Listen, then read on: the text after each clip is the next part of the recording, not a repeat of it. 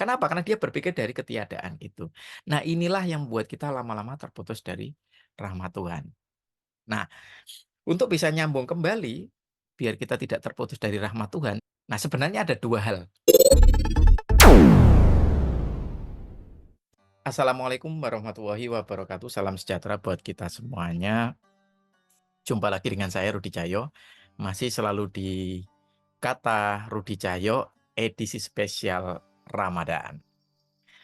Kali ini kita akan membahas tentang penyakit psikologis yang disebut dengan kecemasan dan hubungannya dengan rasa bersyukur. Nah, ini kemarin saya di video sebelumnya kan sempat menyinggung tentang kata syukur atau bersyukur, dan saat itu saya bilang itu akan kita bahas di video selanjutnya. Nah, kebetulan saya itu punya pengalaman kemarin beberapa hari yang lalu ya sebenarnya, tapi waktu itu masih belum terinspirasi untuk akhirnya jadi topik untuk kali ini. Nah, waktu itu saya sedang menguji proposal tesis untuk mahasiswa magister profesi,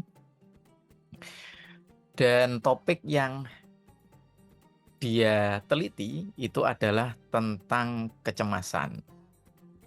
Ya, saat itu memang di latar belakang penelitiannya masih agak rancu antara stres dan cemas ya.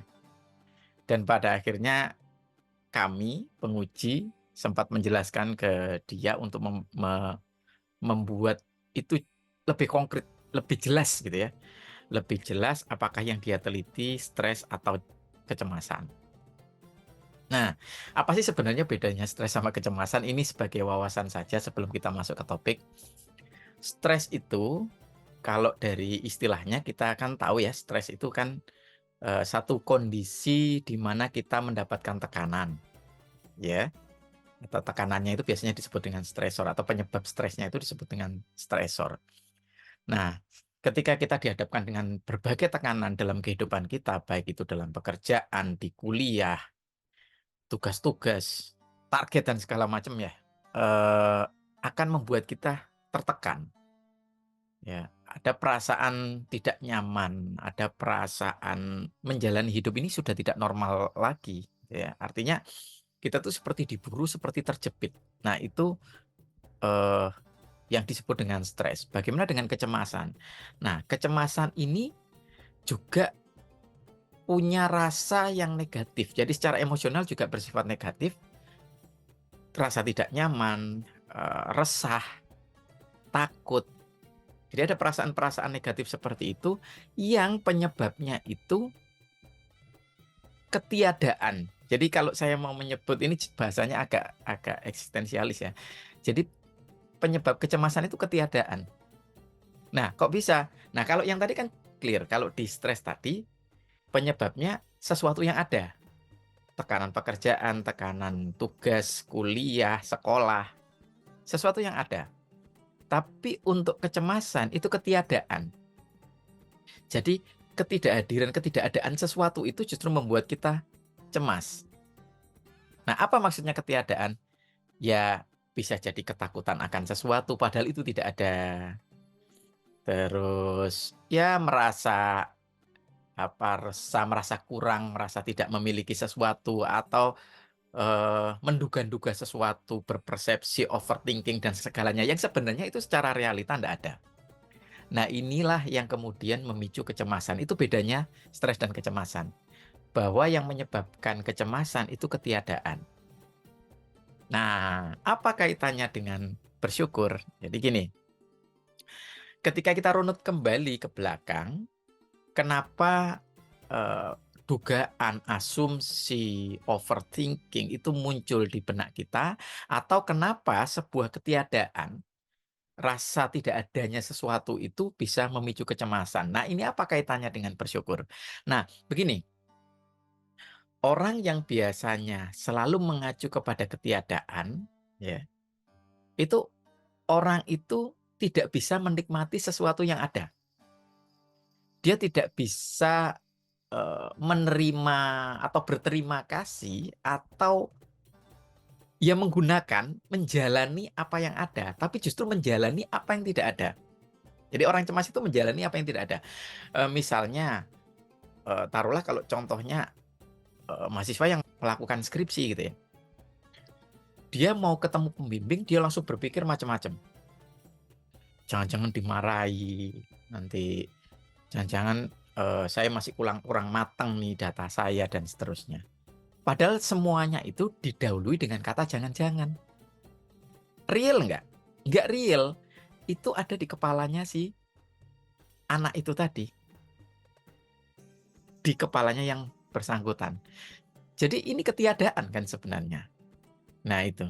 Ini semua tadi kemudian akan memicu kecemasan. Ya kan?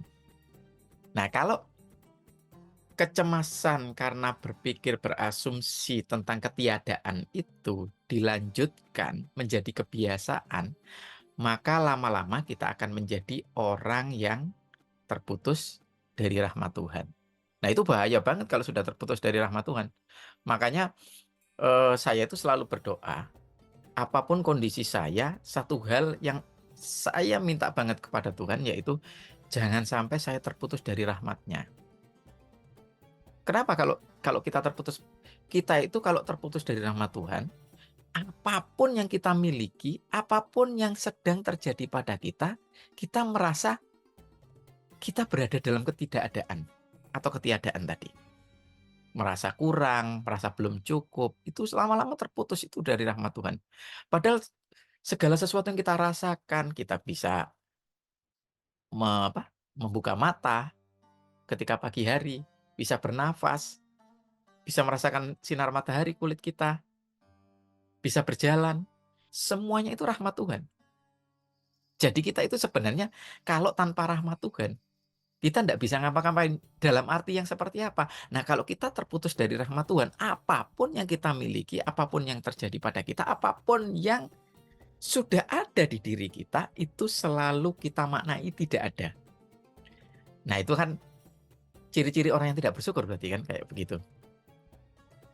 Nah, ini maksudnya eh, orang yang cemas itu penyebabnya adalah karena ketidakadaan, ya. Orang yang selalu terus berpikir atas ketidakadaan atau merasa dirinya itu pada posisi ketiadaan itu, lama-lama juga akan terputus dari rahmat Tuhan. Dan ketika terputus dari rahmat Tuhan, apapun rahmat yang ada di sekitar kita, yang ada pada diri kita, ya kita tidak bisa rasakan. Kita selalu kurang, selalu merasa tidak punya. Itu bukan cuma ngomong soal harta loh, bukan ngomong soal benda, tapi bisa juga ngomong soal kepintaran, atau penghargaan, pangkat, atau kasih sayang dari orang lain, lebih dekat ke orang lain gitu kan. Nah, kita tidak bisa dekat ke dia, mungkin atasan, atau kalau itu berupa pengakuan, penghargaan, teman saya diakui, teman saya dipuji. Jadi dirinya merasa ndak punya itu, ya. Padahal dia punya hal yang lain. Sama kayak ketika seorang siswa selalu ngiri dengan teman yang pintar matematika sehingga dia lupa kalau dirinya pintar menari, dirinya ahli seni. Lupa. Kenapa? Karena dia berpikir dari ketiadaan itu. Nah, inilah yang membuat kita lama-lama terputus dari rahmat Tuhan. Nah, untuk bisa nyambung kembali, biar kita tidak terputus dari rahmat Tuhan, ya tentu saja balik lagi. Kita harus mulai belajar selalu bersyukur. Apapun yang kita miliki. Ya. Nah, sebenarnya ada dua hal yang menjadi amunisi biar kita tidak terputus dari rahmat Tuhan. Pertama, bersyukur. Dan kedua adalah berserah diri.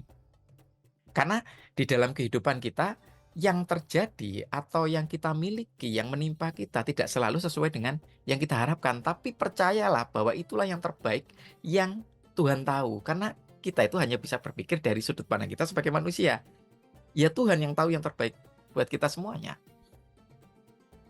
Nah, ketika kita selalu berpikir bahwa saya kurang, saya tidak punya ini, saya tidak dikasih ini sama Tuhan, maka kita tidak percaya keadilan Tuhan. Kita tidak percaya bahwa Tuhan itu sudah memberikan keputusan yang terbaik buat kita. Nah, kalau ya lama-lama seperti itu kan berarti tambah terputus lagi tuh dari rahmat Tuhan. Nah, ini Jadi ada dua. Untuk menyambung kembali dengan rahmat Tuhan, pertama belajarlah bersyukur, kita belajar selalu bersyukur apapun yang kita miliki, dan yang kedua berserah diri. Jadi ketika mendapatkan sesuatu yang mungkin tidak sesuai dengan harapan kita, percayalah bahwa itu adalah yang terbaik dari Tuhan. Maka kita berserah diri dengan kondisi itu. Saya pernah bilang suatu saat di perkuliahan, siapakah orang yang paling sehat? Orang yang paling sehat adalah orang yang menerima sakitnya apa adanya. Jadi nggak mengeluh atas sakit itu. Jadi akhirnya dia nggak merasa sakit. Nah, itu ekstrim contoh yang saya berikan. Tapi itu sebenarnya kata-katanya bisa diubah dengan sedikit lebih moderat. Yaitu orang yang paling sehat adalah mensyukuri kondisi fisiknya. Itu kata-kata yang lebih moderat. Atau kalau mau kita ubah konteksnya dengan sesuatu yang lain. Kita bisa bilang, siapakah orang yang paling bahagia? Orang yang paling bahagia adalah orang yang menerima kesedihannya apa adanya. Karena orang yang menerima kesedihan apa adanya itu ya akan menganggap kesedihan itu bagian warna lain selain kebahagiaan. Jadi itu cuma variasi aja, varian. Bahwa orang yang bisa bahagia bisa juga sedih. Agar orang bisa merasakan kebahagiaan benar-benar berasa syahdu, berasa besar kebahagiaan itu, maka dia harus punya antecedent kesedihan dong. Karena biar bisa compare, bisa membandingkan dengan kesedihan. Dengan adanya perbandingan dengan kesedihan, maka kebahagiaan jadi lebih berarti. Sama kayak ketika kita makan ketika datang waktu berbuka. Itu kan karena seharian kita berpuasa. Maka apapun yang kita makan jadi nikmat kan. Sama kayak begitu, ada compare-nya. Kayak begitu. Nah itu, jadi itu hanya variasi saja. Atau dalam art yang jauh lebih mendalam, ketika kita bilang bahwa orang yang paling bahagia adalah orang yang menerima kesedihannya apa adanya, itu ada paradoks memang di dalam situ, yaitu ketika